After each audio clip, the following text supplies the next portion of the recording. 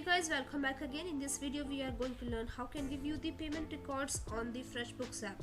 Let's get started. Open the FreshBooks app. You will get this page. Here you have to click on payments option. Now you can see more actions. You have to click on scroll down icon. Here you have to click on view payments reports.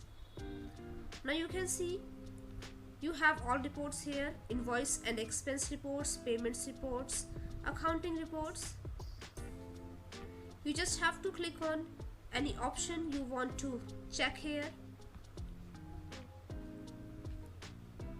If you want to see invoice details, you have to click here. It has a detailed summary of all invoices you have sent over a period of time. Or if you want to see expense report, then you can click on this. See how much money you have spent here.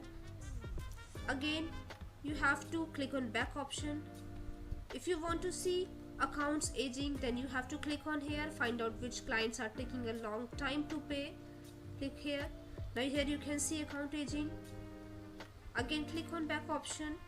If you want to time tracking and project reports, then you have to click here and you can see profitability summary, team utilization, retainer summary, profitability details or time entry details. Click on any option.